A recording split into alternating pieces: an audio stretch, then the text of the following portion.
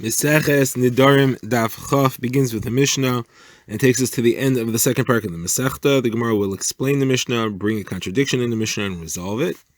And then we'll get to a lengthy Agadita talking about proper behavior, Rishas Tashmish, and other related topics.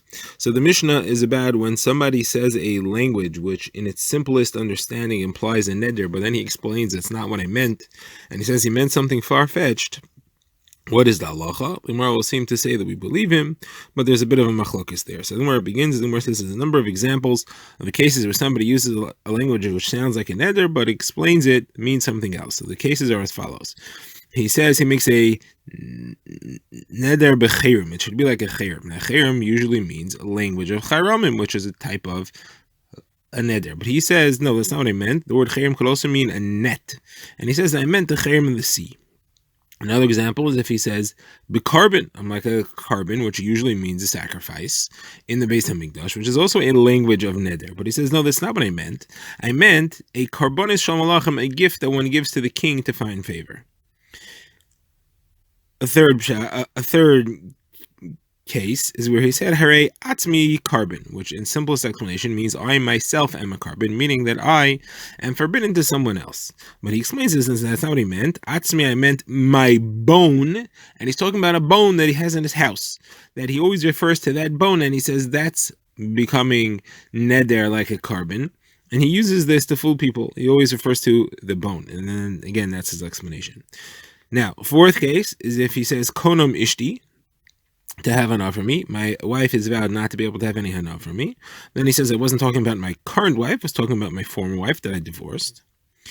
All these cases, the Mishnah Paskin says as follows. He does not have to ask for hatara. The neder doesn't count at all. We believe his explanation that it was not a neder at all. Now, the Mishnah says, though, there's a machlokes what happens if he actually goes ahead and asks for a heter.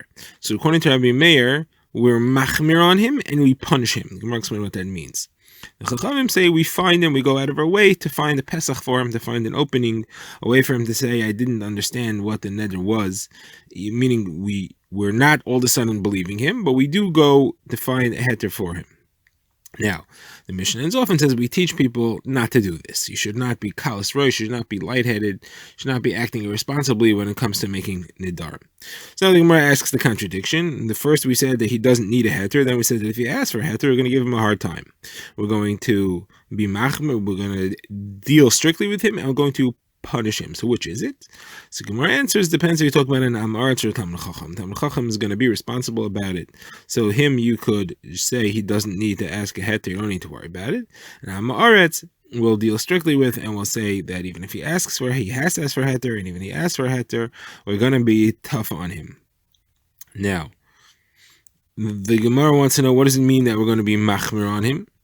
And what does it mean that we're going to give him an onish, we're going to punish him? So machmir on him, the Gemara says it means we're not going to allow him to get heter just through charata. There are two ways to be matir a neder. One is if he says he sincerely regrets it, and another one is if he finds a way where he says I made it under circumstances I didn't realize, and therefore it shouldn't count because I was not aware of the circumstances that would arise from the neder that I made. So the second one is much harder to do. He has to find an actual circumstance. The first one he could just say that he regrets. So that option we don't give him. Now, so that's what it means that we're not that we deal strictly with him. It says, what does it mean that we punish him? What's that? So the Gemara says two explanations. One, it's like we do in a brisa that talks about somebody who makes a vow of Naziros and he violates it. So the halacha there is we don't deal with him, we don't talk to him, we don't help him out of it until he actually keeps the time of he keeps a length of Naziros equal to the length of time that he wasn't keeping the Naziros. So what happened with this guy is he made a vow of Naziros, but he didn't start it right away. So however long he delayed, that's how long he has to keep Naziros for, at least. Now the Gemara says the machlokes about that. It depends.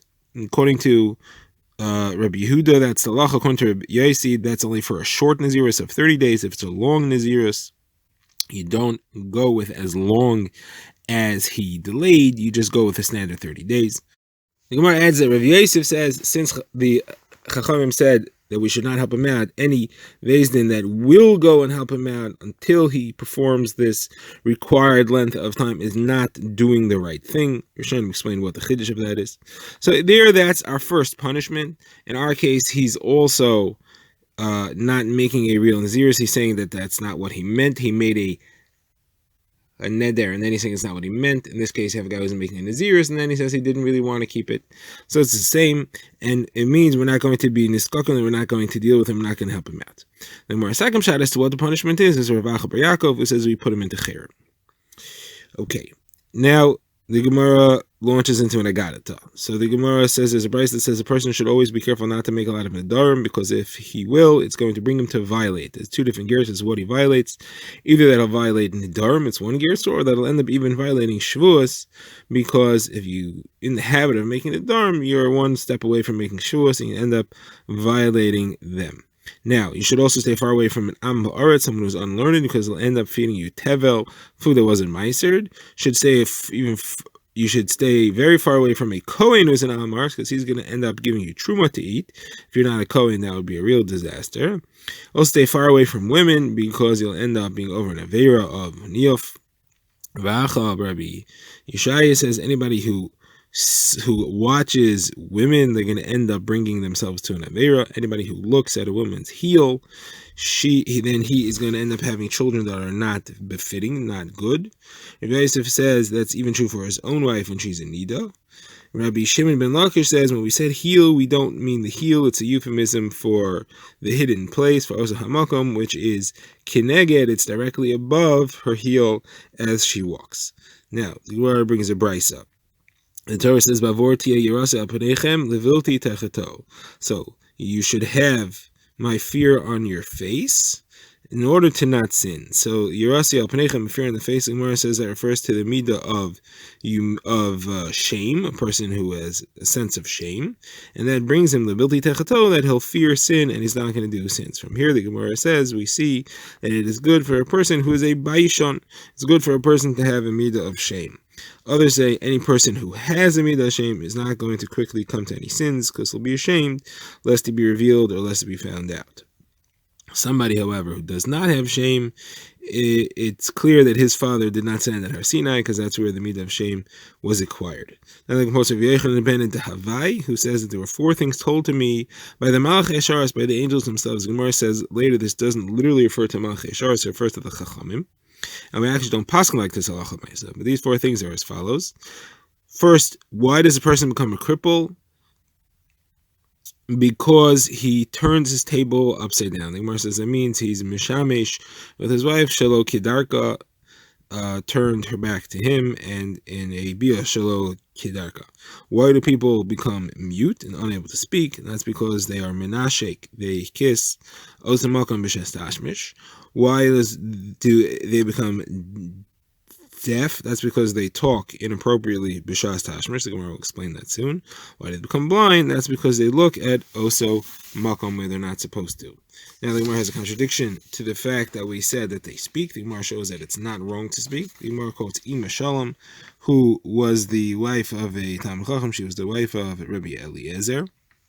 And they asked her, why does she have such befitting, such beautiful children in all ways? And she said, because my husband did not speak to me in the beginning of the night or at the end of the night, only in the middle of the night. That's a euphemism for a tashmish. The reason that he didn't do it in the beginning and the end of the night, because he would hear other people's voices in the street, and that would distract him from focusing on her. When he was together with her, he was very tznius about it. He would, of the two tvachim that she's allowed to reveal when she uses the restroom, he only revealed one of them and he covered the other one. He was not into it too much for Hana. He was as if he was being forced by a shade. And she said, I asked him, what's the reason for all this? And he said, in order that I should focus only on you, I should not have any other woman in my mind. And because of that, if he would have had, that would be a little bit of mamzerus, a little bit of inappropriateness in the child. And therefore he was so careful with that, so they didn't have any of that. Now, the question here is that it does say that he spoke with her, because he uses the phrase, Mesaper imai, speak with her, as a euphemism for tashmish. So you see that you do talk b'shas tashmish. So the Gemara answers One speaks only about things concerning the tashmish, that is to inspire desire in his wife. However, other types of speech should not be there that's inappropriate at the time, and that's what Gemara was referring to. Then the Gemara quotes Rav Yechanan, who says that all this of Rav Yechanan ben Havai is not halacha. The actual halacha is that a man's allowed to do whatever he wants. Bishas, tashmish, it's all within there, as long as it's within the realm of heter. He's allowed to do any of these things, just like if he has a piece of meat, he can eat it whatever way he wants it. He can eat it salted, cooked, roasted, boiled, broiled, whatever he wants. Fish, he can do the same thing. He brings home fish from the fish store, do whatever he wants. And it's all within the realm of heter, so these are all within the realm of heter as well. Now the quotes of Meimar says when Rav Yechanan ben Davai quoted Malchei Hashares, the angels didn't mean real Malchei Hashares, he meant Rabbanan. It has to be, because otherwise, why would we say the halacha is not like them? The Malchei Hashares are well aware of how children are created and what goes into the child, and therefore we should accept their opinion. Therefore, we're not referring to Malchei Hashares, referring to the Rabbanan. Now, why are the Rabbanan called Malchei Hashares? The Gemara says because they are mitzuyon, they're mitzayni. Many different explanations are shown as to what that means. Either means that they are separate from the people, or that they wear a talus and they're wrapped, that they're at a very high level. Number of different explanations as to what the phrase means. Now the Gemara quotes a couple of incidents. The Gemara says it was a woman who came before Rebbe and she complained. She said, I set the table and he turned it over. A euphemism for saying that her husband wanted to be a masham shelo kidarka. And he said, my daughter, the Torah said it's mutter, what could I do for you?